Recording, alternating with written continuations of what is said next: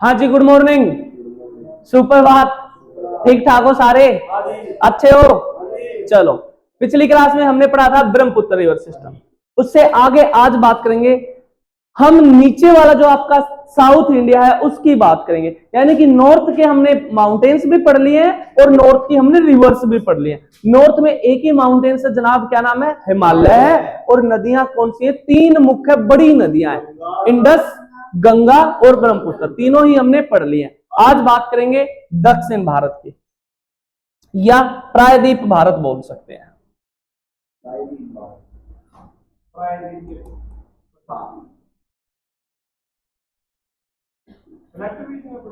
हाँ जी, बिल्कुल।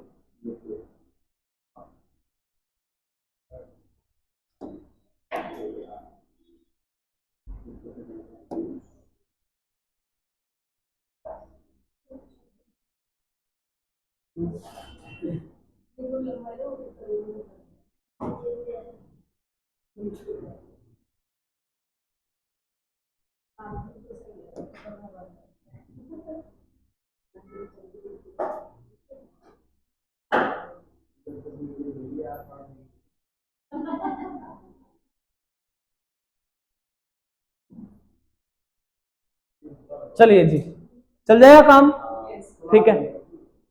अब सुनेंगे बात। अब हमने क्या पढ़ लिया? उत्तर में जो था हिमालय पढ़ लिया, गंगा पढ़ लिया, इंडस पढ़ लिया, ब्रह्मपुत्र। आज बात करेंगे जनाब हम पेनिनसुलर इंडिया की, यानी कि प्रायद्वीप भारत का जो पठार है उसके अंतर्गत बात करेंगे। कौन सी माउंटेन रेंज उसमें पाई जाती हैं, कौन से उसमें प्लेटू पाए जाते हैं, कहां तक उसका विस्तार है, कैसे क्या कहानी है, सुनेंगे अब बात। कोई नहीं, अभी तो सुन लो आप बस बातें, ठीक है। देखो, मैंने क्या बताया था आपको कि स्टार्टिंग में हमारी अर्थ क्या थी जनाब? एक आग का गोला थी, फायर बॉल थी, ठीक है, फायर बॉल थी। मैं आपको बता रहा हूं कि हमारा जो प्रायद्वीप भारत है किसका हिस्सा है। तो फायर बॉल थी, तो मैंने क्या बताया था कि इसके अंदर क्या हुआ? महाविस्फोट हुआ। महाविस्फोट हुआ तो यहां इसके अंदर क्या प्रेजेंट था? मैग्मा प्रेजेंट था। मैग्मा जैसे ही बाहर आया लावा कहलाया। जो चीज अंदर प्रेजेंट अर्थ के वो मैग्मा है, जो बाहर आ गई है वो लावा है। बाहर आने के बाद ठंडा हो गया, ठीक है, तो एक बहुत बड़ा भाग बन गया जिसको क्या नाम दिया गया? पेंजिया। पेंजिया मैंने बताया था आपको, पेंजिया, ठीक है। और उस मैग्मा के साथ कुछ गैसेज भी आई, और बाहर आने के बाद गैसेज का क्या हो गया? कंडेंसेशन हो गया, संघनन हो गया, और यानी कि एक बहुत बड़ी जलराशि का निर्माण हो गया, यानी एक बहुत बड़े सागर का निर्माण हो गया। किस नाम से जाना गया जनाब? पैंथालासा के नाम से जाना गया। यानी कि स्टार्टिंग में एक ही महाद्वीप था, सुपर कॉन्टिनेंट था, और स्टार्टिंग में सुपर ओशियन था। जो सुपर कॉन्टिनेंट था वो पेंजिया था, जो सुपर ओशियन था वो पैंथालासा था। अब पेंजिया फिर से टूटा, पेंजिया 2 भागों में टूट गया, एक ये वाला भाग, एक ये वाला। ये ऊपर वाला भाग कहलाया था अंगारा लैंड या लारेसिया, लारेसिया। नीचे वाला भाग कहलाया था क्या? गोंडवाना लैंड या जम्बू द्वीप, या जम्बू द्वीप। तो हमारा जो भारत है ना जनाब, वो गोंडवाना लैंड का हिस्सा है। हमारा जो प्रायद्वीप भारत है वो गोंडवाना लैंड का हिस्सा है।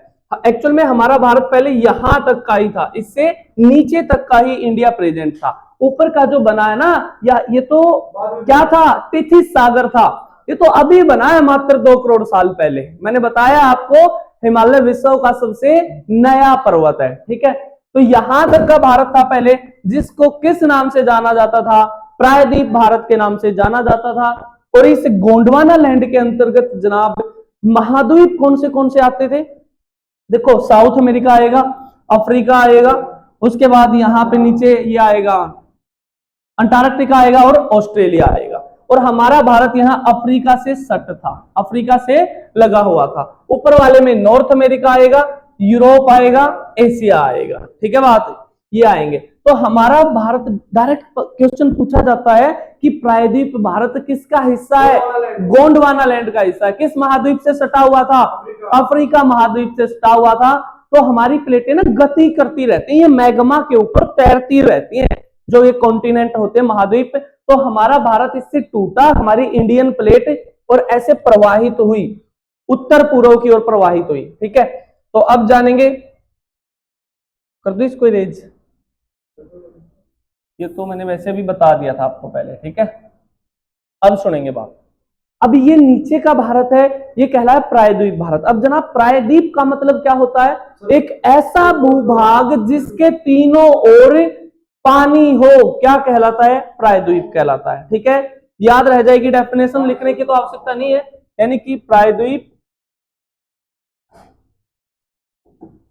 एक ऐसा भूभाग जिसके तीन ओर पानी हो।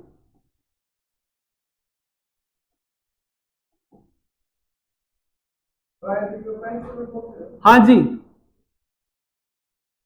इंग्लिश में बोलते हैं इसको पेनिनसुलर इंडिया। ठीक है, प्रायद्वीप भारत का पठार। और दक्षिण में जनाब हमारे भारत की कंडीशन कुछ ऐसी ही है। देखो यहां पे क्या पड़ता है?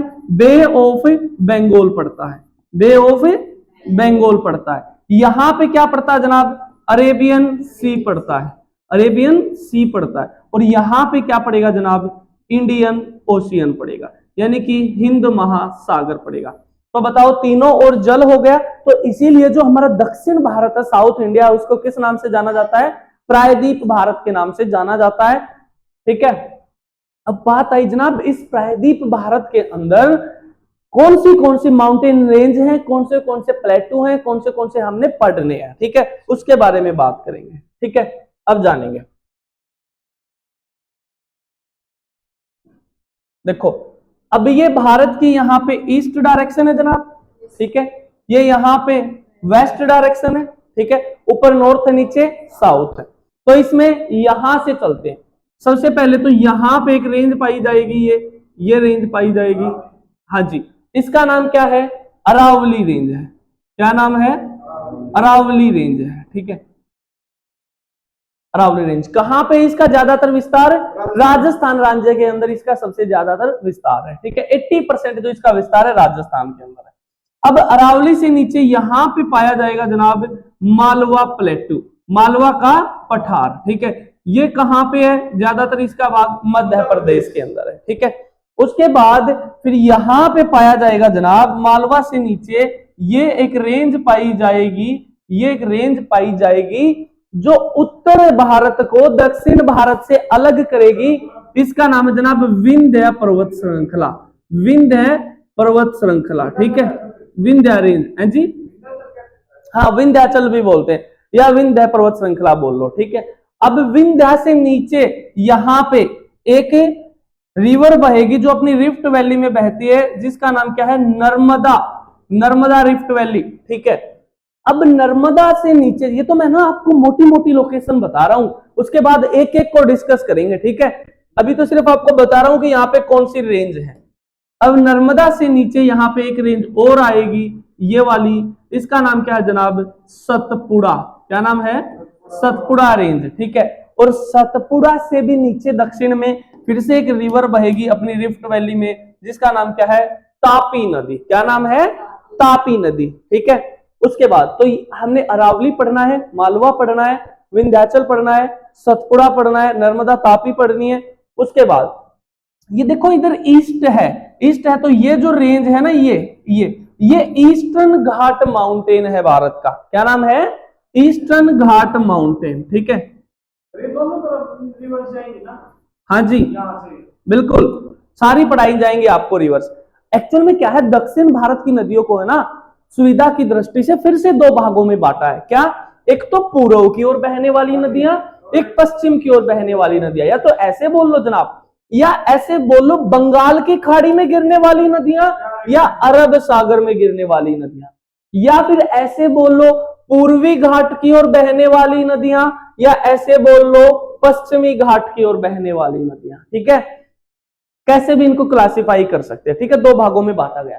तो ईस्टर्न घाट माउंटेन पढ़ेंगे। अब ये वाली जो रेंज है, ये इसका नाम क्या है? वेस्टर्न घाट माउंटेन, वेस्टर्न घाट माउंटेन, एक इसको पढ़ेंगे, ठीक है। उसके बाद फिर यहां पे पड़ता है जनाब, जिसको मिनरल स्टोर ऑफ इंडिया कहा जाता है। बताओ, भारत का रूर प्रदेश किसे कहा जाता है? जो बहुत ही रिच एरिया मिनरल्स के मामले में। छोटा नागपुर का पठार, छोटा नागपुर प्लेटू झारखंड में पड़ता है, ठीक है। ये पढ़ेंगे हम बहुत ही अच्छे से। उसके बाद फिर हम पढ़ेंगे यहां पे पड़ता है जनाब मेघालय के अंदर 3 पहाड़ियां आपने सुनी होंगी, गारो, खासी और जैंतिया, जिसको सिलांग प्लेटू के नाम से जानते हैं। किस नाम से जानते हैं? सिलांग प्लेटू के नाम से जानते हैं। ये पढ़ेंगे। और उसके बाद फिर दक्कन का पठार पढ़ेंगे, जो यहां महाराष्ट्र में पड़ता है, ये पढ़ेंगे। बुंदेलखंड पढ़ेंगे, बघेलखंड पढ़ेंगे, ये सारी पढ़ेंगे माउंटेन रेंज। और नीचे दक्षिण में जाने के पश्चात जनाब, जो ये ईस्टर्न घाट है और जो वेस्टर्न घाट है, यहां पे मिल जाते हैं, ठीक है। जहां पे मिलते हैं ना, उस स्थान को नीलगिरी माउंटेन्स के नाम से जानते हैं। यानी कि पूर्वी घाट और पश्चिमी घाट ये ट्रायंगुलर शेप के कारण आके नीचे मिल जाते हैं, जो किस नाम से जाना जाता है? वो समूह नीलगिरी। तो नीलगिरी की पहाड़ियां पढ़ेंगे। इसका जो नीचे भाग है अन्नामलाई, यानी कि पूरा पढ़ेंगे माउंटेन जो पश्चिमी घाट है, ठीक है। और पश्चिमी घाट तो जनाब एकमात्र ऐसा पर्वत है पूरे भारत का जो यूनेस्को में ऐड किया गया है, ठीक है। किसी दिन यूनेस्को पढ़ाऊंगा डिटेल में, क्या है यूनेस्को, क्या उसके कार्य है, ठीक है। तो ये है प्रायद्वीप भारत हमारा, ठीक है। इसके अंतर्गत ये माउंटेन्स रेंज आती है।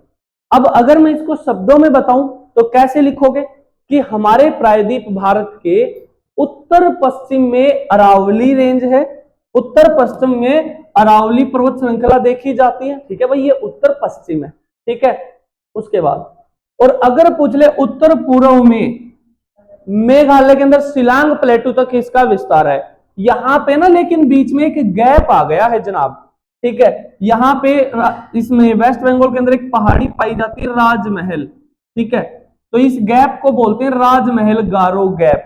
ये कंटिन्यूअस थी ये रेंज, लेकिन इधर से नदी आई थी जनाब गंगा और इधर से आई थी ब्रह्मपुत्र, दोनों ने ना उस रेंज को काट दिया है और वहां पे एक गैप का निर्माण कर दिया है।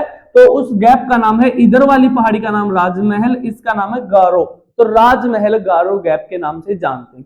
तो ये जो भाग इसका इस गैप के द्वारा अलग हुआ है ना शिलांग प्लेटू, वो प्रायद्वीप भारत के पठार का ही पूर्वी भाग है।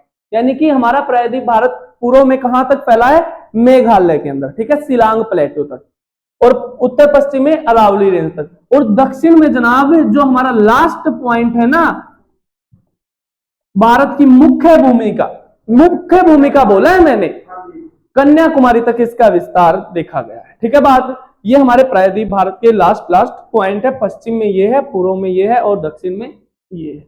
ये कैसा पॉइंट है भारत का? दक्षिणी बिंदु है जनाब, साउदर्न पॉइंट है।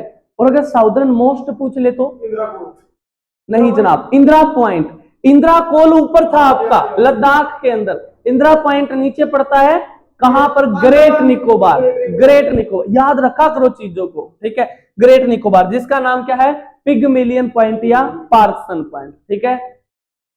तो इसमें लिखना चाहो तो लिख लो। इसके हमारे प्रायद्वीप भारत के उत्तर पश्चिम में, हमारे प्रायद्वीप भारत के उत्तर पश्चिम में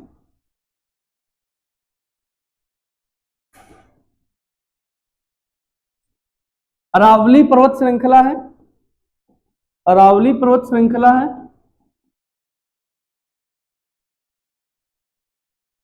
इसके उत्तर पूर्व में, इसके उत्तर पूर्व में जनाब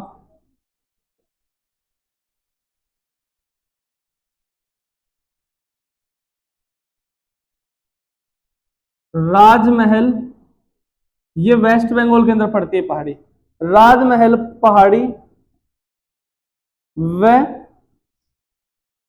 शिलांग पठार तक इसका विस्तार है।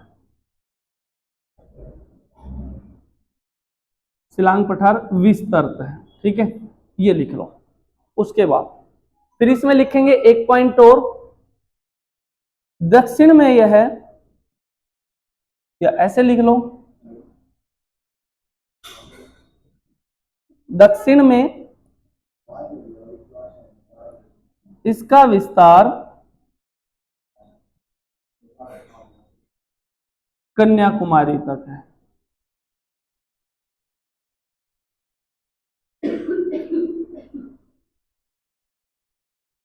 ये बात लिखो, ठीक है। फिर आगे चलते हैं। फिर सबसे पहले पढ़ेंगे आज हम अरावली रेंज के बारे में, ठीक है। फिर मालवा पढ़ेंगे, विंध्या पढ़ेंगे, सतपुड़ा पढ़ेंगे, ऐसे करके एक एक को पढ़ेंगे। अभी लगभग एक वीक आपकी क्लास चलेंगी इसमें। फिर उसके बाद फिर दक्षिण की क्या पढ़ेंगे, रिवर्स पढ़ेंगे। फिर रिवर्स के बाद उन पे बने डैम्स पढ़ेंगे, फिर झीलें पढ़ेंगे। ऐसे सीरीज में चलता जाएगा आपका सिलेबस, ठीक है।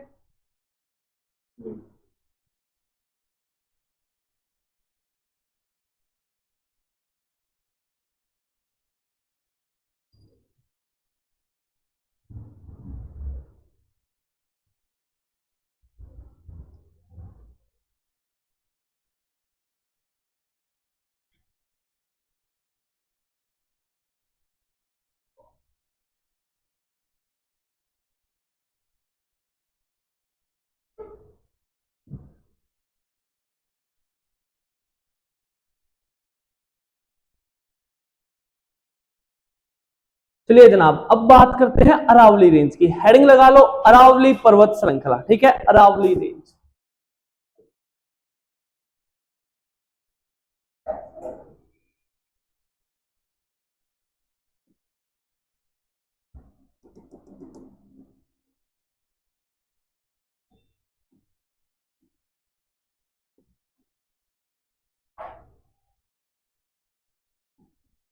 अरावली पर्वत श्रृंखला।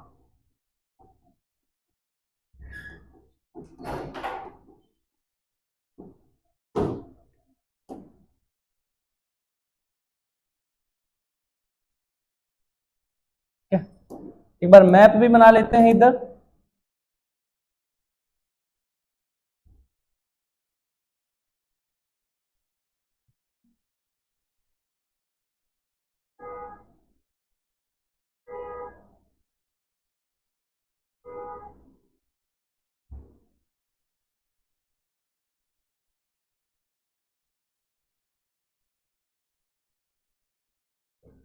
ठीक है भाई, सुनेंगे अब बात।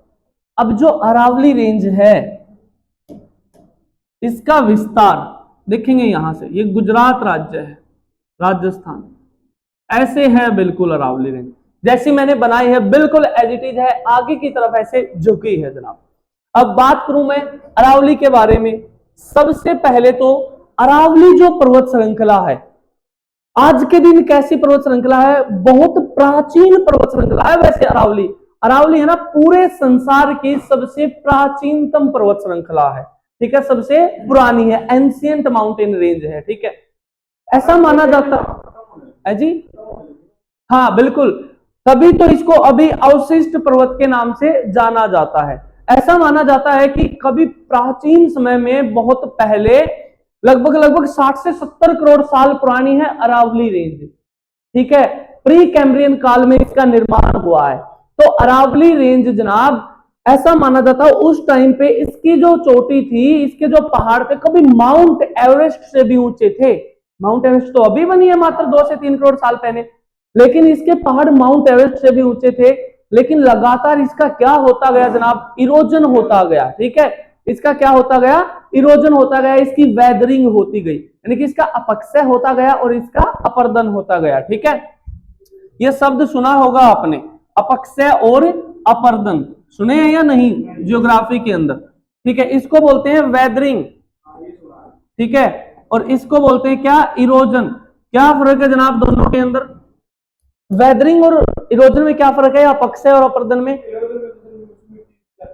देखो, जब कोई भी चट्टान टूट जाती है, 2 से 3-4 भागों में टूट जाती है, वो तो क्या है, वेदरिंग है।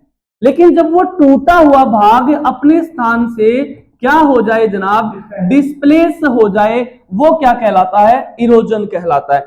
तो मिट्टी है ना, मिट्टी नदियों के द्वारा एक स्थान से दूसरे स्थान पर पहुंच जाती है, डिस्प्लेस हो जाती है, इसीलिए मृदा के साथ इरोजन शब्द का इस्तेमाल किया जाता है। सोयल वेदरिंग कभी नहीं बोला जाता, सोयल इरोजन बोला जाता है। तो ऐसे ही लगातार अरावली का क्या होता गया, वेदरिंग होती गई और इरोजन होता गया। तो आज के दिन अरावली बहुत छोटा सा बच गया, बहुत शेष कम रह गया है, इसीलिए जो बच जाता है ना उसको बोलते हैं रेजिडुअल माउंटेन, बहुत थोड़ा सा बचा है, यानी कि कुछ अवशेष बचे हैं इसके, इसीलिए अरावली को क्या कहा जाता है, अवशिष्ट पर्वत कहा जाता है। ठीक है, तो इसके बारे में लिखेंगे ये दो बात जो मैंने अभी बताई है।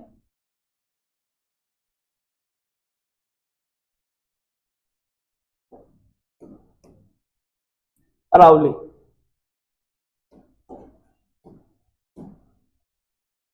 यह संसार का सबसे पुराना वलित पर्वत है।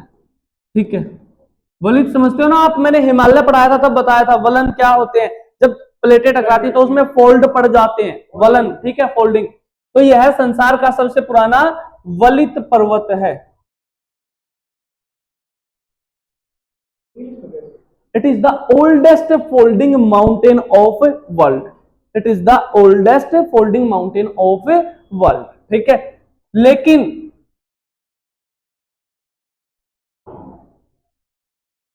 लगातार अपक्षय और अपर्दन के कारण, लगातार अपक्षय और अपर्दन के कारण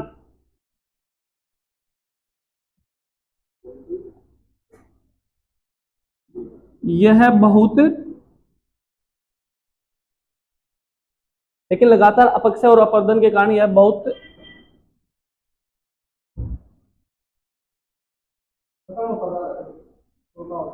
लगातार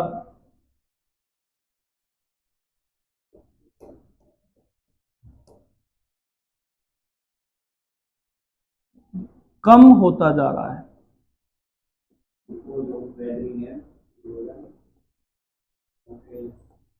यानी कि इसके अवशेष बचे हैं, बस इसके क्या बचे हैं, अवशेष बचे हैं। इसीलिए इसको वर्तमान में जनाब किस नाम से, अवशिष्ट पर्वत के नाम से जाना जाता है, अवशिष्ट पर्वत के नाम से जाना जाता है।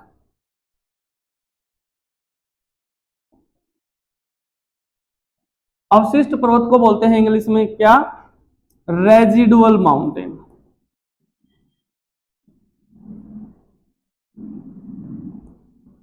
इतनी बातें याद रहेंगी या नहीं?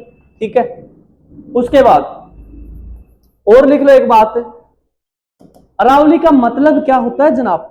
अरावली जो है ना, अरावली वो संस्कृत भाषा का शब्द है, अरावली संस्कृत भाषा का शब्द है, अरावली जो है संस्कृत भाषा का शब्द है।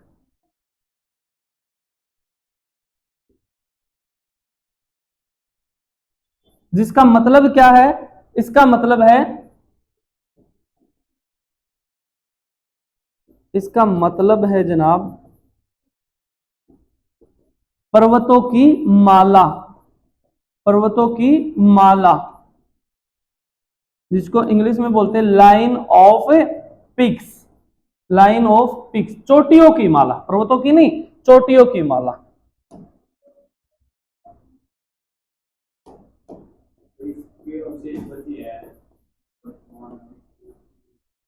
यानी कि लगातार इसका अपर्दन होता जा रहा है, अब बहुत कम बचा है, कुछ शेष रह गया है, जो शेष रह जाता है ना उसको बोलते हैं अवशिष्ट पर्वत, यानी कि इसके कुछ अवशेष बचे हैं। तो अभी हाल फिलहाल में कैसा पर्वत है अरावली? रेजिडुअल माउंटेन है, अवशिष्ट पर्वत है। प्राचीन में कैसा था आपका?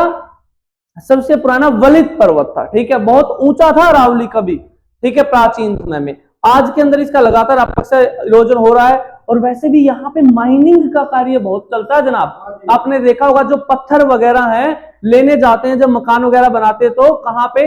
राजस्थान से लेके आते हैं। मकराना मार्बल बहुत फेमस है जनाब। ठीक है, बिल्कुल बिल्कुल। जो पत्थर की वैरायटी यहीं पे ज्यादा पाई जाती है। ठीक है, प्री कैम्ब्रियन काल में इसका निर्माण हुआ है।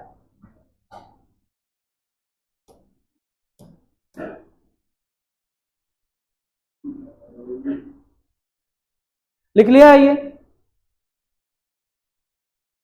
कर दो रेज, लिख लिया भाई।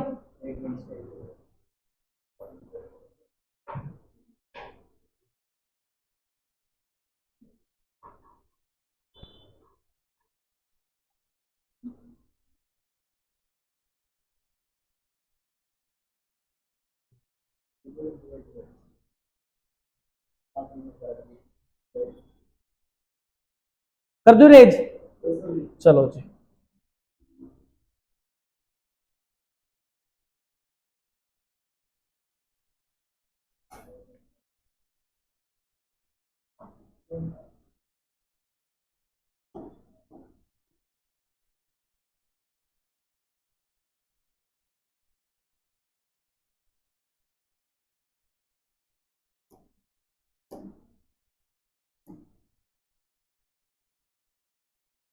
अब सुनेंगे बात।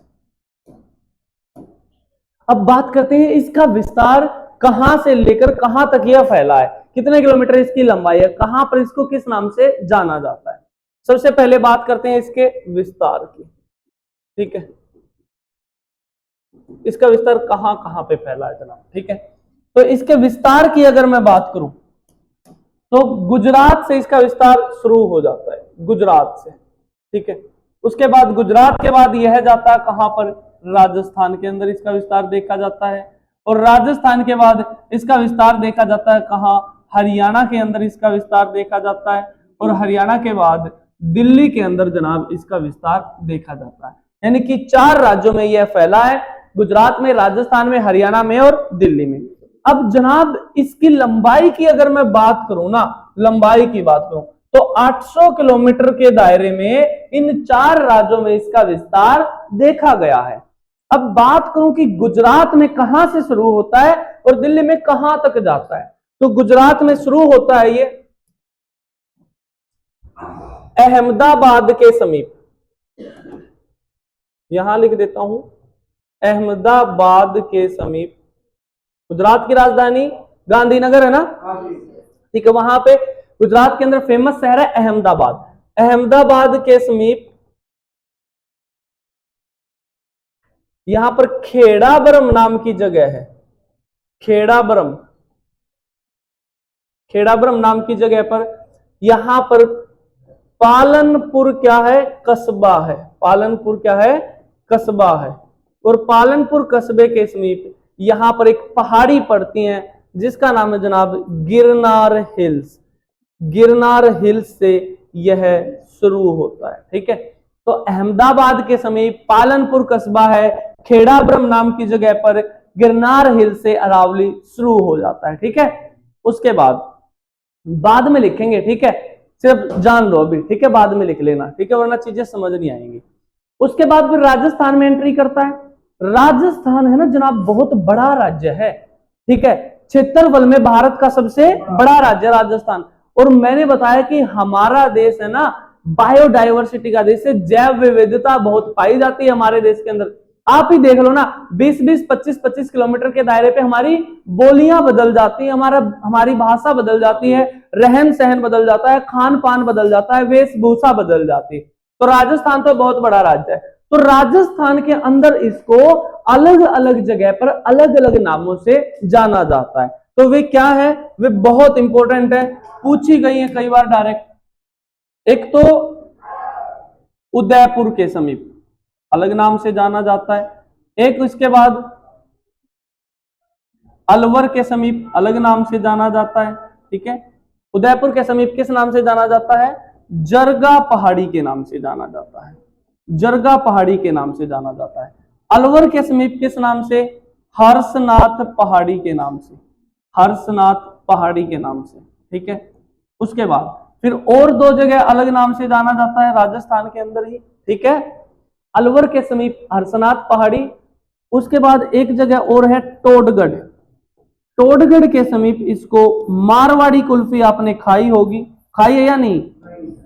मारवाड़ पहाड़ी के नाम से जाना जाता है। और एक जगह और है गोगुंडा, गोगुंडा, गोगुंडा व कुंभलगढ़ के समीप, गोगुंडा व कुंभलगढ़ के समीप इसको जनाब किस नाम से? भोरात पहाड़ी के नाम से जाना जाता है, भोरात पहाड़ी के नाम से जाना जाता है। ठीक है बात है। डायरेक्ट क्वेश्चन छपेगा आपके एग्जाम में, बताओ हर्षनाथ की पहाड़ी किस पर्वत श्रृंखला का भाग है? अरावली का, विंध्या का, सतपुड़ा का या पश्चिमी घाट का? अरावली का। डायरेक्ट छपेगा बताओ जरगा की पहाड़ी किस राज्य में पाई जाती है? राज्य में, राजस्थान में। और राजस्थान के भी कहां पे? उदयपुर के अंदर। तो ये क्वेश्चन बता दोगे? ठीक है। उसके बाद हरियाणा में एंट्री होती है इसकी। हरियाणा के जो ये जिले पड़ते हैं ना आपके, फरीदाबाद, नहीं नहीं, अरे अरे जनाब पंचकुला तो हिमालय की तलैटी में बसा है। ठीक है, शिवालिक की तलैटी में बसा है पंचकुला। तो जो आपके ये जिले ना, फरीदाबाद है, गुरुग्राम है, आपका महेंद्रगढ़ है, रेवाड़ी है, वहां पे इसका विस्तार देखा जाता है। और हरियाणा के अंदर इसको ढोसी की पहाड़ी के नाम से जानते हैं। हरियाणा के अंदर इसको ढोसी की पहाड़ी के नाम से जाना जाता है, ढोसी की पहाड़ी के नाम से जाना जाता है। ठीक है, तो पूछ ले तो कि ढोसी की पहाड़ी किस पर्वत श्रृंखला का भाग है? बता दोगे जी। उसके बाद बात आई जनाब दिल्ली। दिल्ली में कहां तक फैला है ये बताओ, आप रह रहे हो? वेरी गुड, ठीक है। दिल्ली में ये फैला है, राष्ट्रपति भवन। हाँ जी, राष्ट्रपति भवन इसी पे बना है। दिल्ली के अंदर सबसे पहले इसको किस नाम से जानते हैं ये सुनो। दिल्ली में इसको दिल्ली कटक या दिल्ली रिज के नाम से जानते हैं। ठीक है, ये इस नाम से इसको दिल्ली में जानते हैं। ठीक है, और दिल्ली के अंदर कहां तक फैला है? मजनू के टीले तक फैला है, मजनू के टीले तक फैला है। ठीक है, मजनू के टीले तक। ठीक है, और सुनेंगे बात, और सुनेंगे, जो आपका प्रेसिडेंट हाउस है वो इसी पे बना है, यानी कि वहां पे जो पहाड़ी है दिल्ली के अंदर, इसी का भाग है। उसको एक और नाम से जाना जाता है, जिसका नाम क्या है? रायसीना हिल्स, रायसीना पहाड़ी। इस रायसीना पहाड़ी के ऊपर ही क्या है? आपका राष्ट्रपति भवन है, यानी कि प्रेसिडेंट ऑफिस है, प्रेसिडेंट हाउस। ठीक है, ये बात लिखो, फिर आगे चलते हैं। अब लिखेंगे बात। ठीक है, इसकी लंबाई कितनी है?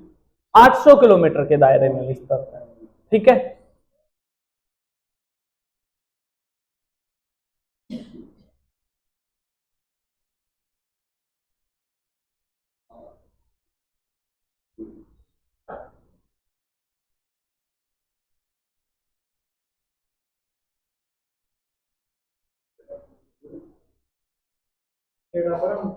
हाँ जी, खेड़ाब्रह्म नाम की जगह है, पालनपुर कस्बा है, अहमदाबाद के समीप। वहां पर गिरनार हिल से शुरू होता है और दिल्ली में मजनू के टीले तक इसकी लंबाई 800 किलोमीटर के दायरे में विस्तृत है।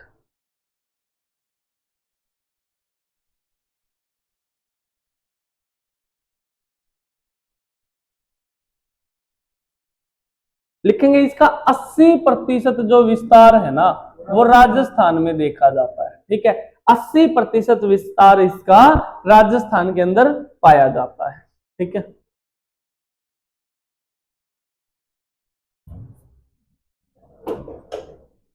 मैडम पानी की बोतल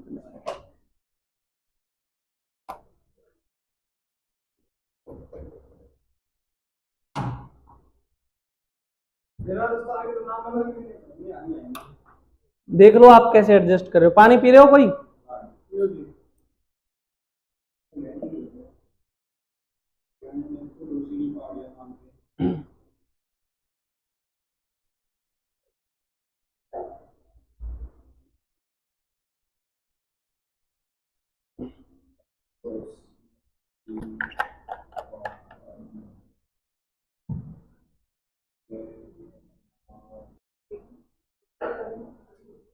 चलिए जी, अब आगे चलते हैं।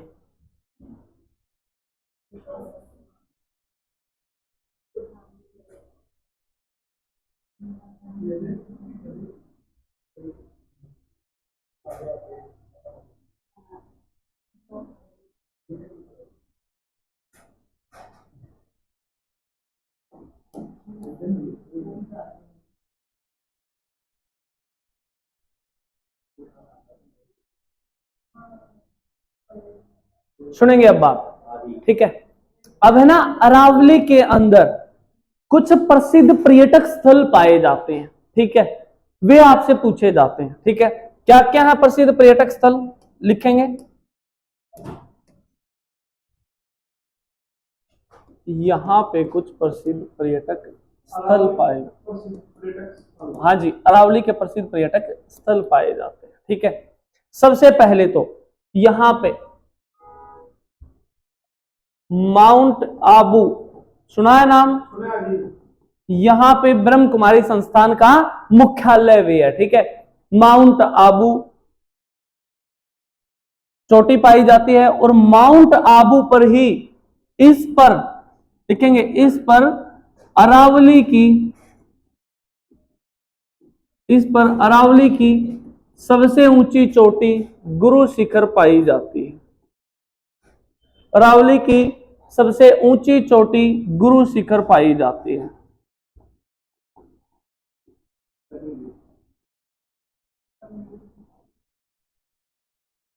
सबसे ऊंची चोटी गुरु शिखर स्थित है, ठीक है। अब गुरु शिखर की अगर लंबाई ऊंचाई पूछ ले तो लंबाई नहीं, ऊंचाई कितनी ऊंचाई है इसकी, तो जनाब 1722 मीटर इसकी क्या है, ऊंचाई है, ठीक है। अगर पूछ ले राजस्थान के किस जिले में पड़ती है, ठीक है, किस जिले में पूछ ले, जिला आपसे पूछ ले तो डिस्ट्रिक्ट पड़ता है जनाब राजस्थान के अंदर सिरोही, सिरोही जिले के अंदर स्थित है अरावली, ठीक है, ये बात लिखो। उसके बाद अगर आपसे पूछ लेना second highest peak of Aravali, second highest peak of Aravali,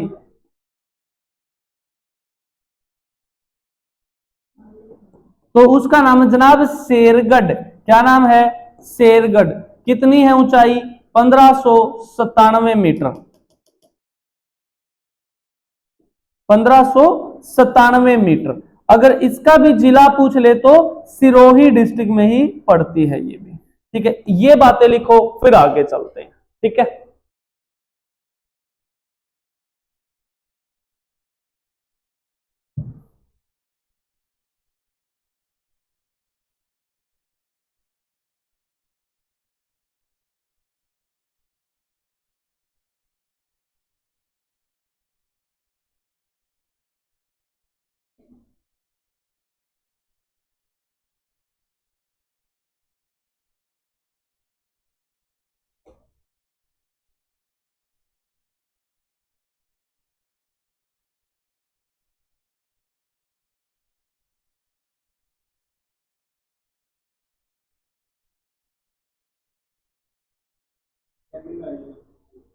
second highest peak है इसकी क्या? शेरगढ़। अगर पहली पूछ ले तो गुरु शिखर, गुरु शिखर ही पूछी जाती है ज्यादातर, ठीक है। सबसे ऊंची चोटी है अरावली की।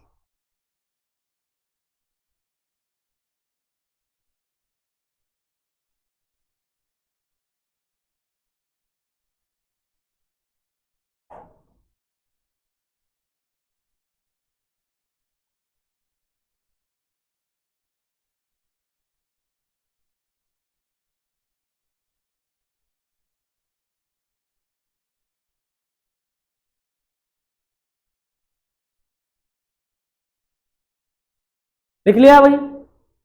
लिख लिया भाई आपने भी? कर दो रेज, सुनेंगे बात।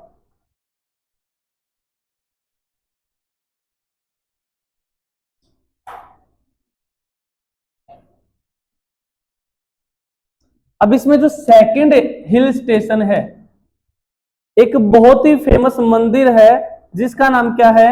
दिलवाड़ा जैन मंदिर।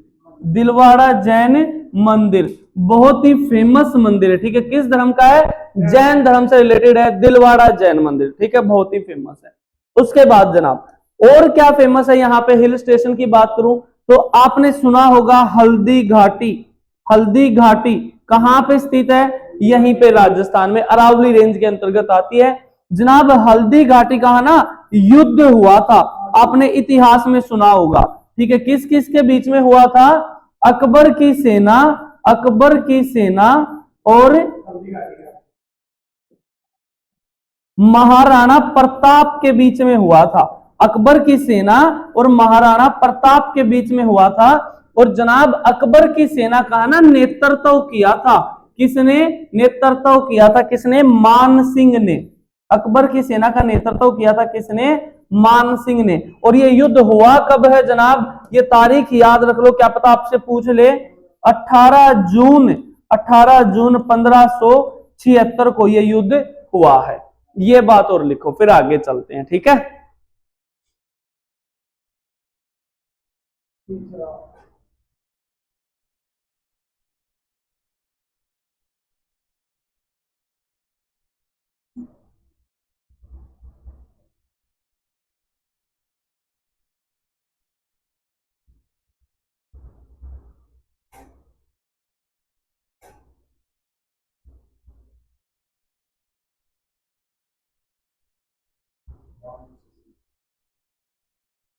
लिख लिया है?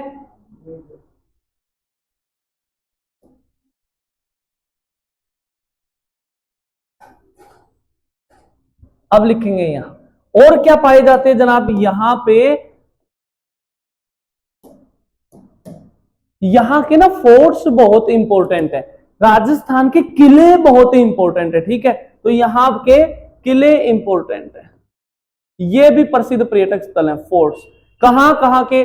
चित्तौड़गढ़ के किले हैं, जैसे चित्तौड़गढ़ के हैं, ठीक है। रणथंभौर के हैं, रणथंभौर के हैं। आमेर के हैं, आमेर फोर्ट आपने सुना होगा, ठीक है। गागरेन के हैं, ठीक है, ये किले। और जनाब राजस्थान के किले तो है ना यूनेस्को की साइट्स में भी शामिल किए गए हैं, विश्व विरासत स्थलों में भी इनको जगह मिली है, राजस्थान के फोर्ट्स को, किलों को, ठीक है। तो किले बहुत ही इंपॉर्टेंट है यहाँ के, आमेर के, गागरेन के, जैसलमेर के, रणथंभौर के, चित्तौड़गढ़ के।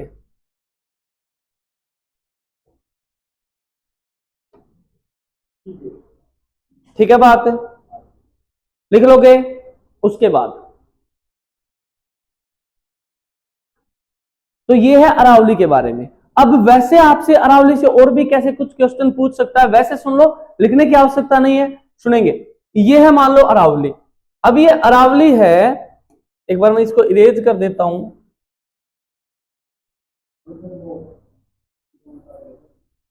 ठीक है। अब सुनेंगे बात,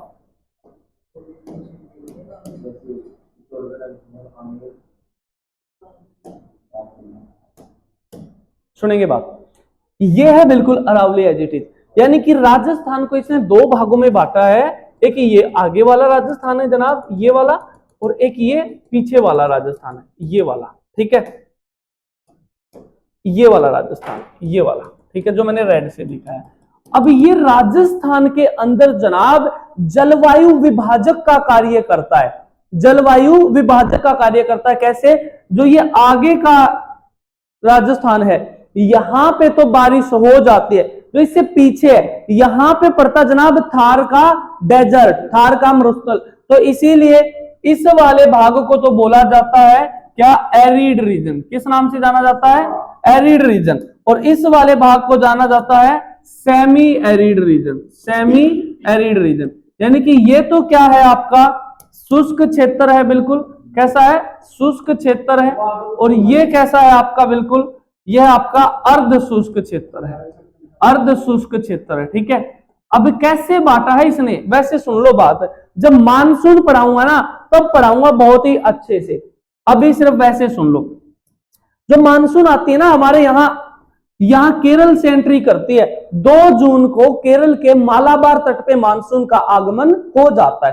तो ऐसे जाती है मानसून, फिर यहाँ पे, तो यहां से जो ये मानसून की पवनें आती हैं नमी को लेके, ये इससे टकराती नहीं है जनाब, ये इसके पैरेलल निकल जाती हैं। और पैरेलल निकल जाती तो ये आगे का जो एरिया है ना, जैसे कि आपका हरियाणा है, पंजाब है, इधर दिल्ली है, ये पश्चिम उत्तर प्रदेश है, यहां पे बारिश कराती है अच्छी खासी मात्रा में, ठीक है, लेकिन यहां नहीं कराती। लेकिन यहां पे जो बारिश करा रही है ना, उसमें अरावली की भूमिका बहुत अच्छी है, बहुत कम, ठीक है। इसीलिए तो ये थार का डेजर्ट है, यहाँ पे खेती बाड़ी बहुत कम होती है, इसीलिए तो यहाँ के क्षेत्र के लिए जो निकाली जनाब इंदिरा गांधी कैनाल, ठीक है, सतलुज और व्यास के संगम से मैंने बताया है आपको, यहां से निकाली इस वाले क्षेत्र के लिए, ठीक है, इंदिरा गांधी कैनाल।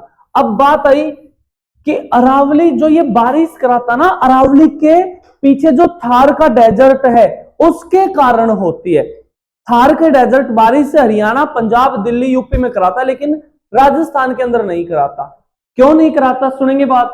अब थार का डेजर्ट है ना जनाब, कैसा एरिया है, रेतीला भाग है, रेतीला भाग है, और रेत की कंडीशन क्या होती है, बहुत जल्दी गर्म हो जाता है और बहुत ही जल्दी ठंडा भी हो जाता है। यहाँ पे ना गर्मियों में बहुत डाउन चला जाता है टेम्परेचर, राजस्थान के अंदर आपको गर्मी में कंबल ओढ़ना पड़ेगा रात को, इतना माइनस में चला जाता है, क्योंकि ठंडा भी बहुत जल्दी हो जाता है और दिन में तापमान अधिक भी बहुत चला जाता है। तो जब मानसून पढ़ाऊंगा तब बताऊंगा कि जहां पे हाई टेम्परेट एरिया होता है ना, वहीं पे बारिश आने के आसार ज्यादा होते हैं। जैसे कि घरों में कहते हैं ना, हमारे कई बार दादा दादी बताते हैं कि आज तो बहुत गर्मी कर रहा है राम, आज तो शायद बरसने वाला है, आज तो बारिश शायद आने वाली। तो ये थार का डेजर्ट क्या करता है, आसपास के एरिया का टेम्परेचर बढ़ा देता है, ठीक है, और जैसे ही टेम्परेचर बढ़ेगा ना तो प्रेशर कम हो जाता है जनाब, सिर्फ इतनी बात समझ लो, जैसे ही टेम्परेचर बढ़ेगा तो प्रेशर कम हो जाता है। मान लो जैसे प्रेशर कुकर की स्थिति है, टेम्परेचर बढ़ता है तो हवाएं ऊपर उठ जाती है, प्रेशर कम हो जाता है। तो जहां पे प्रेशर ज्यादा है वे चलने लगती है कम प्रेशर की तरफ। हवाओं की कंडीशन यही होती है, high pressure to low pressure move करती है। तो यहाँ पे टेम्परेचर बढ़ा है तो प्रेशर कम हुआ है, तो ये हवाएं आएंगी हाई प्रेशर से लो प्रेशर की तरफ और यहाँ पे बारिश कराएंगी। बहुत ही थोड़ी सी बारिश होती है यहाँ पे गुरु शिखर चोटी के आसपास, क्योंकि ये इसका सबसे ऊंचा भाग है, उससे टकराती है, बहुत ही कम मात्रा में बारिश करती है, ठीक है। तो ऐसे जो थार का डेजर्ट है वहां बारिश कराता है। अरावली के बारे में यही क्वेश्चन है कि राजस्थान के अंदर जलवायु विभाजक का कार्य करता है। इससे आगे का ये भाग सेमी एरिड रीजन कहलाता है, पीछे का भाग एरिड रीजन कहलाता है। इधर बारिश हो जाती है लेकिन वो इस वाली पवनों से होती है जो बंगाल की खाड़ी से एंट्री करती है, ठीक है। जब मानसून पढ़ाऊंगा तब बताऊंगा अच्छे से, ठीक है। और क्या है जनाब अरावली, अरावली है ना जनाब राजस्थान के अंदर बहुत सारी जनता को रोजगार भी प्रदान करता है, ठीक है। यानी कि यहाँ पे क्या चलता है, माइनिंग चलती है वही, यानी कि खनन का कार्य चलता है। पत्थर अगर लेके आने होते तो वहीं से लेके आने होते हैं, मकराना मार्बल आपने सुना होगा। लेकिन कई बार क्या होता है, इसका है ना अवैध खनन हो जाता है, ठीक है, अवैध खनन चलता है, तो सरकार कई बार फटकार लगाती है कि इसके खनन को रोका जाए। कुछ समय के लिए रोक दिया जाता है लेकिन फिर से चालू हो जाता है, ठीक है। तो अरावली के ये फायदे हैं, आज अरावली पढ़ाए। अब आगे पढ़ेंगे हम क्या, मालवा प्लेटो, ठीक है। हेडिंग लगाएंगे मालवा का पठार।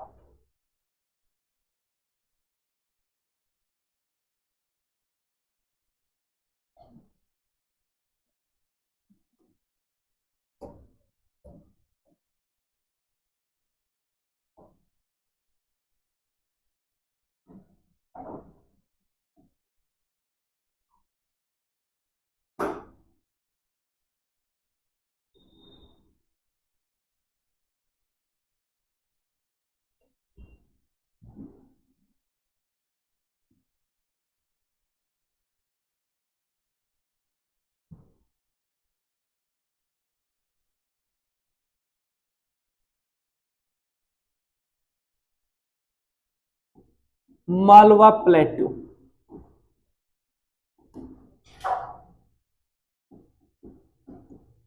मालवा का पठार, ठीक है। सबसे पहले तो बात करते हैं इसके विस्तार की, ठीक है, इसके विस्तार की। कहां पे जनाब, इसका मुख्यतः विस्तार मध्य प्रदेश में है, ठीक है, मध्य प्रदेश में है, ठीक है। और मध्य प्रदेश के भी उत्तरी भाग में, ठीक है, उत्तरी भाग में। वह इसका विस्तार मध्य प्रदेश व दक्षिणी पूर्वी राजस्थान में विस्तृत है, दक्षिणी पूर्वी राजस्थान में विस्तृत है, ठीक है।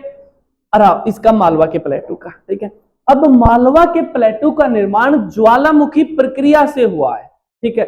लिखेंगे इसका निर्माण ज्वालामुखी प्रक्रिया से हुआ है, इसका निर्माण ज्वालामुखी प्रक्रिया से हुआ है।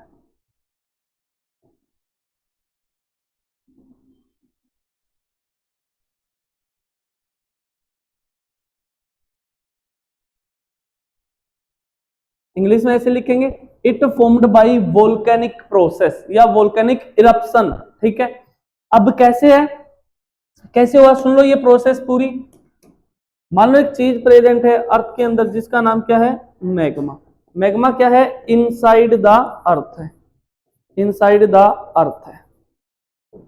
उसके बाद मैग्मा के बाद जो चीज बाहर आई वो क्या कहलाई, लावा।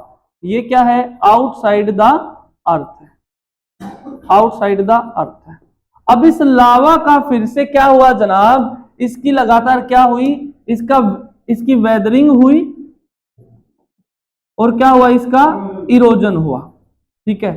तो ये किस में चेंज हो गया, ये चेंज हो गया बेसाल्ट रॉक्स के अंदर, ये चेंज हो गया बेसाल्ट रॉक्स के अंदर, बेसाल्ट चट्टानों में बदल गया। अब बेसाल्ट चट्टानों का फिर से क्या होता है, लगातार इनका फिर से क्या होता है, वेदरिंग होती है और इनका इरोजन होता है।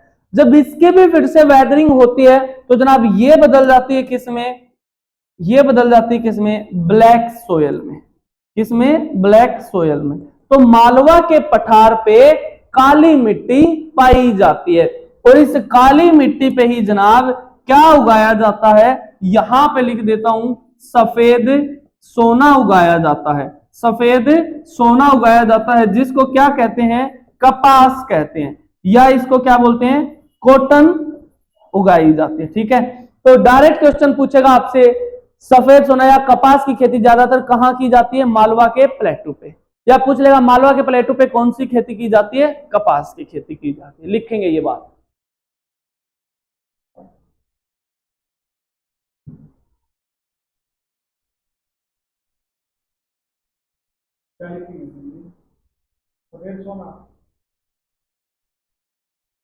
हाँ, सफेद सोना, व्हाइट गोल्ड, कॉटन को कहा जाता है।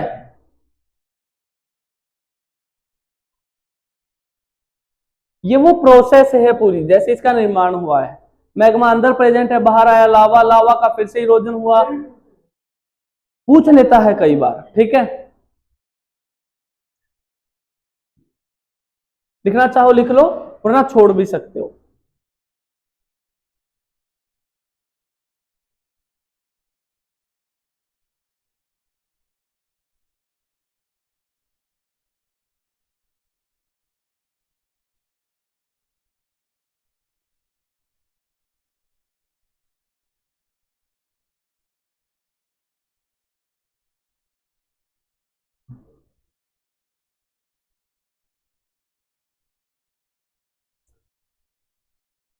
चले भाई आगे, लिख लिया तो बताओ, चलेंगे जी।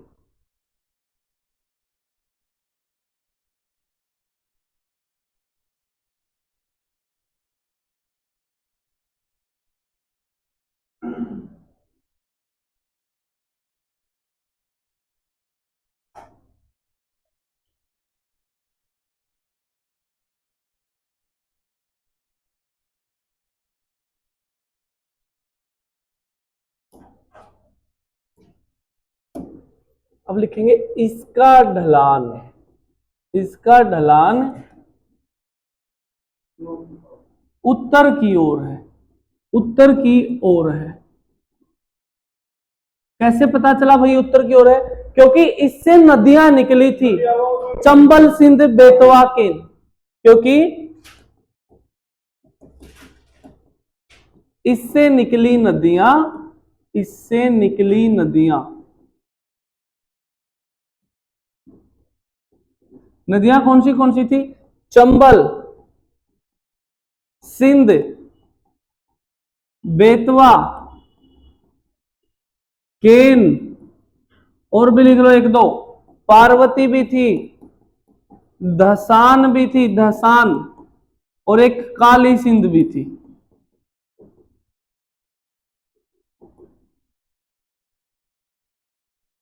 ये सारी नदियां उत्तर की ओर प्रवाहित होती हुई, उत्तर की ओर प्रवाहित होती हुई, ये सारी नदियां उत्तर की ओर प्रवाहित होती हुई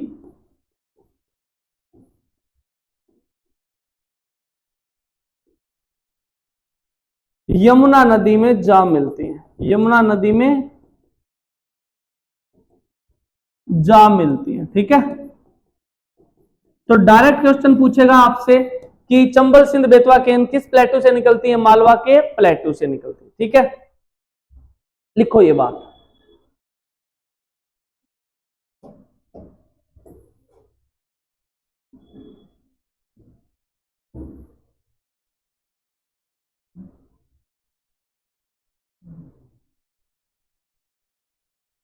अब सुनेंगे बात।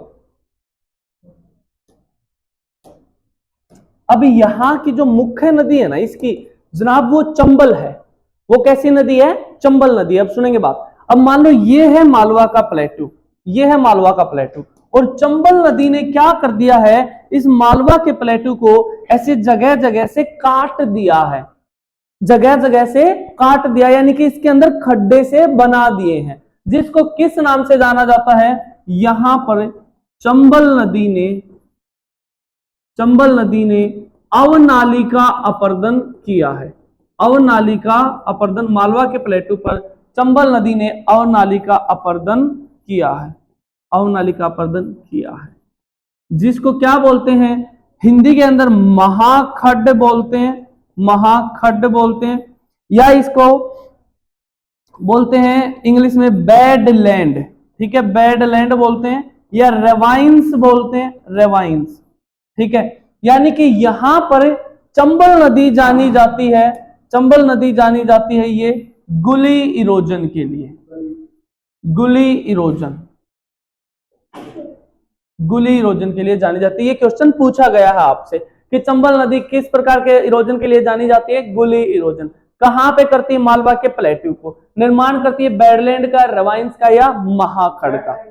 बैडलैंड बोलते हैं बीहड़ एक तरह से, यानी कि जैसे ये कोई समतल एरिया प्लेटू, इसमें बड़े ऐसे बहुत ही गहरे गहरे से खड्डे जो बना देती है। ठीक है, चंबल नदी ऐसी स्थिति कुछ कर देती है चंबल इसमें। ठीक है, उसको बोलते हैं बैडलैंड। ठीक है, लिखेंगे ये भी बात।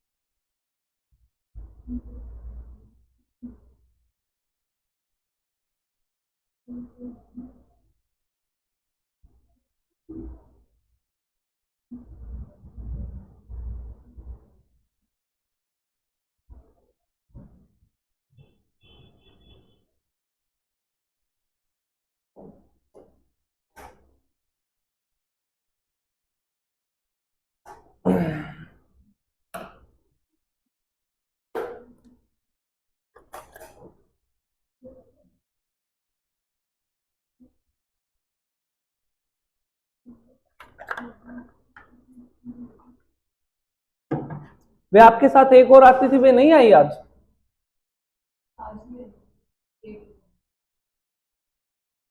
और वो आपके साथ वो आए थे उस दिन भाई? हाँ हाँ, वो मेरा है भाई, यदि आओ कहो। अच्छा बीमार हो रहा है वो, कल परसों मेरे साथ ही निकला था वो, ठीक है मामला हो गया। अच्छा अच्छा, आएगा वो। ओके, लिख लिया है, लिख लिया भाई, चलो आगे।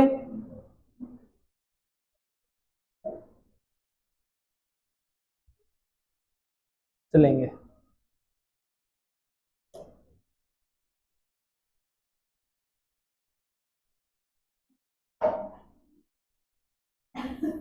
और जो क्वेश्चन इससे पूछे जाते हैं मालवा के प्लेटू से, क्या क्या पूछे जाते हैं?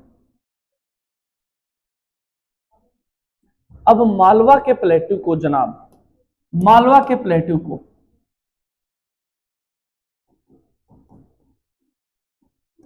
मालवा के पठार को, अब ऐसा तो है नहीं यहां पे सिर्फ कपास उगाई जाती है। देखो कपास का मतलब यहां पे क्या है कि आदर्श जो कंडीशन होती है, जो आदर्श स्थिति है, आइडियल स्थिति, वो यहां पे उगाई जाती है कपास। वैसे तो कपास हरियाणा में भी उगाई जाती है, पंजाब में भी उगाई जाती है, ठीक है क्या? हाँ वो भी होती है, इतनी नहीं लेकिन ये ज्यादा होती है, ठीक है। मालवा के पठार को और खेती होती है, यहाँ पे गेहूं की भी फसल उगाई जाती है। एमपी का गेहूं आपने सुना होगा, ठीक है, इसीलिए मालवा के पठार को गेहूं का डालिया भी कहते हैं, गेहूं का डालिया भी कहा जाता है, गेहूं का डालिया भी कहा जाता है। हाँ जी, लिख लो ये बात दो चार जो इंपॉर्टेंट है। और मालवा के पठार के बीचों बीच, मालवा के पठार के मध्य से कर्क रेखा गुजरती है, मध्य से कर्क रेखा गुजरती है, ठीक है। उसके बाद अब यहां पे है ना, वैसे तो गर्मी पाई जाती बहुत ज्यादा, लेकिन एक चीनी यात्री थे जिनका नाम क्या था? फाहियान। क्या नाम था? फाहियान। सुना है ये नाम आपने इतिहास में? तो फाहियान ने मालवा के प्लेटू की जलवायु को, मालवा के पठार की जलवायु को,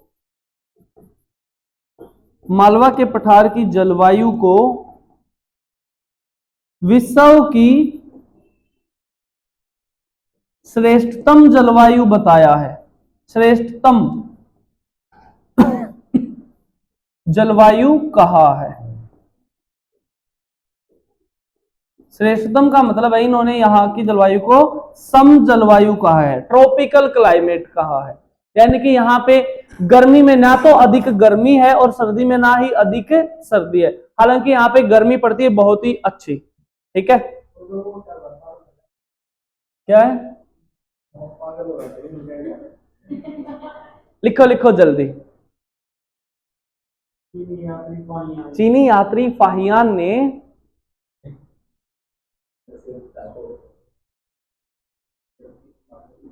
ऐसे ही है ना, एक्टिव रहा करो, ठीक है। बिल्कुल हंसते हंसते जब पढ़ोगे ना तो पढ़ाई बहुत आसान लगने लगेगी, लेकिन जब इसको बोझ मानने लग जाओगे तो इससे बहुत दूर जाते जाओगे, ठीक है। बिल्कुल हौसले के साथ पढ़ा करो। वो आपने सुना है ना कि तू रख हौसला वो मंजर भी आएगा, प्यासे के पास चल के समुंदर भी आएगा, यूं थक कर ना बैठे मंजिल के मुसाफिर, मंजिल भी मिलेगी और मिलने का मजा भी आएगा, ठीक है। तो एकदम एक्टिव जरूर रहा करो। लिखो जल्दी।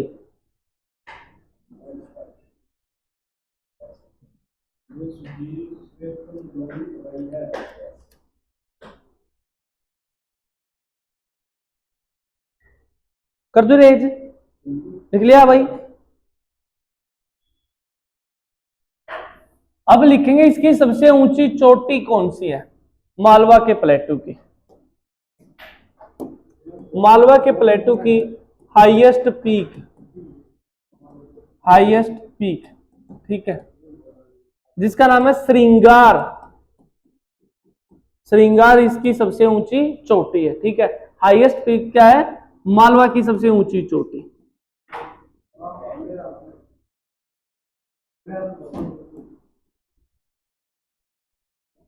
मालवा की सबसे ऊंची चोटी है, ठीक है। ऊंचाई कितनी है इसकी अगर पूछ ले तो 881 मीटर जनाब इसकी ऊंचाई है, ठीक है। लिखो ये बात।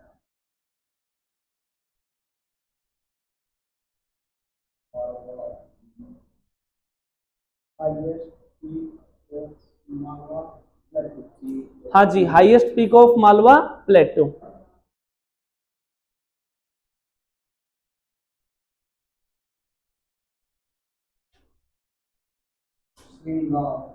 लिख लिया? बस ये था जी मालवा। श्रृंगार, श्रृंगार, अरे श्रृंगार, पैर में मत लगा। कैसे? इसमें पैर में नहीं लगाओ। सर, ये की मात्रा नहीं आएगी। अब यहाँ पे यहाँ पे आएगा। ऐसे? हाँ कोई नहीं, आप ऐसे लिख लो, ठीक है, आप ऐसे लिख लो। अरे कोई नहीं, आप लिख लो, ठीक है। हाँ चलो ठीक है, ये लो, ठीक है। अब खुश हो? बिल्कुल जी। ठीक है, तो ये था आपका मालवा प्लेटू और अरावली रेंज, ठीक है। अब एक बार इसको रिवाइज करवा देता हूं, ठीक है, फिर खत्म करते हैं क्लास को, ओके सर। ठीक है।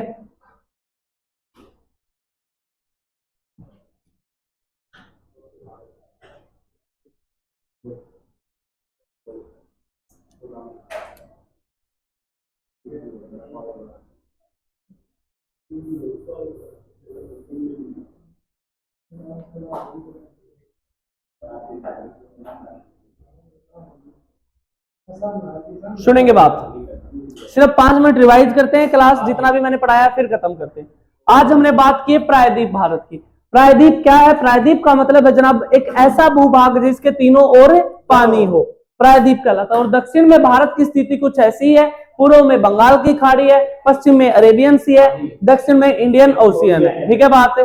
अब प्रायद्वीप भारत का विस्तार कहां तक है? इसके उत्तर पश्चिम में अरावली पर्वत श्रृंखला है, उत्तर पश्चिम में अरावली पर्वत श्रृंखला है, और इसके उत्तर पूर्व में क्या है?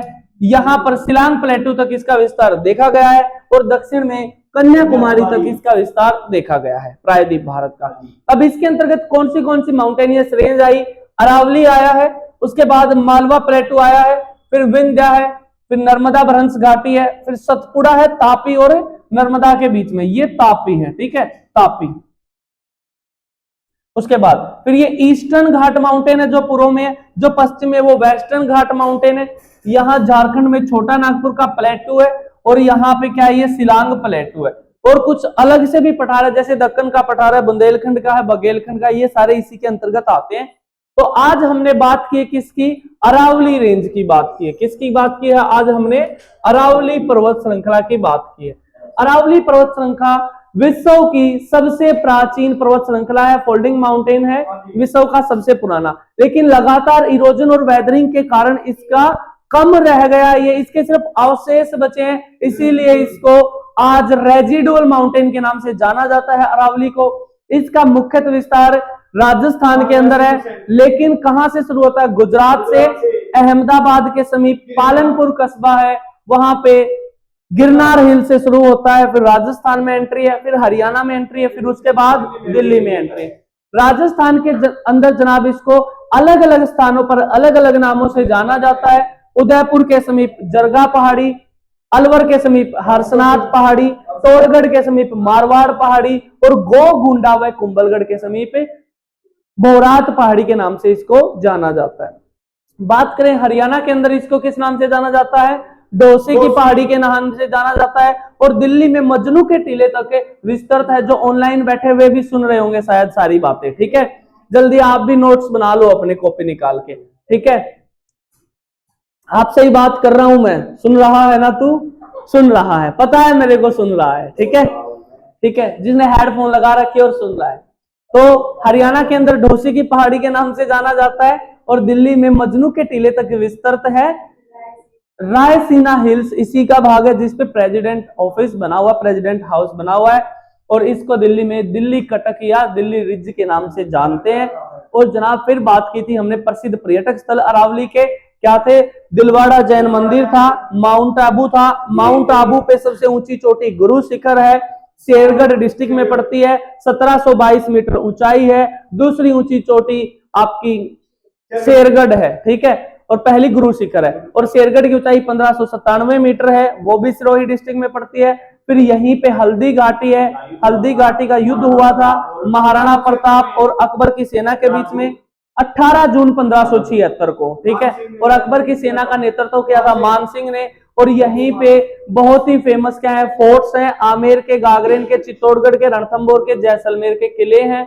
ये सारी बातें बताई हैं। और क्या बताया? अरावली राजस्थान के अंदर जलवायु विभाजक का कार्य करता है। इधर का रीजन सेमी एरिड है, पीछे का रीजन एरिड रीजन है, और बहुत सारी जनता को रोजगार भी प्रदान करता है, ठीक है।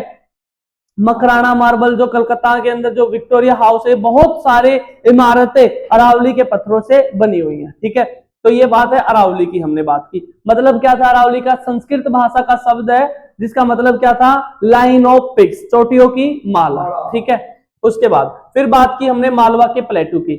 मालवा का प्लेटू अरावली के दक्षिण में स्थित है। ऐसे भी पूछ लेता कई बार, अरावली के दक्षिण में मालवा के प्लेटू का विस्तार है और विंध्य के उत्तर में है। भाई विंध्या के तो उत्तर है और इसका दक्षिण पूर्व है। दक्षिण पूर्व में अरावली के और विंध्य के उत्तर में मालवा का प्लेटू स्थित है, जिसका ढलान उत्तर की ओर है। कैसे पता चला? इससे नदियां निकली चंबल, सिंध, बेतवा, केन और जाके मिल गई यमुना में, यानी कि उत्तर की तरफ प्रवाहित होती हुई किसमें जाके मिल जाती है जनाब? यमुना में मिल जाती है। ठीक है बात है। और क्या बताया? मालवा के प्लेटू के बीचों बीच कर्क रेखा बहती है, कर्क रेखा गुजरती है, बहती नहीं गुजरती है। ठीक है, मालवा के प्लेटू, हाँ, सबसे पहले ये बात जानो कि इसका निर्माण ज्वालामुखी प्रक्रिया से हुआ है। ठीक है, यानी कि बताया था मैंने, मैग्मा इनसाइड द अर्थ, लावा बाहर आया, उसका इरोजन हुआ बेसाल्ट रॉक्स में और उसका फिर से इरोजन हुआ ब्लैक सोयल में बदल गई और ब्लैक सोयल पे खेती की जाती है व्हाइट कॉटन, यानी कि सफेद सोने की, व्हाइट गोल्ड बोलते हैं कॉटन को। ठीक है, इस प्रक्रिया से इसका निर्माण हुआ है। और क्या बताया? मालवा के प्लेटू की सबसे ऊंची चोटी क्या है जनाब?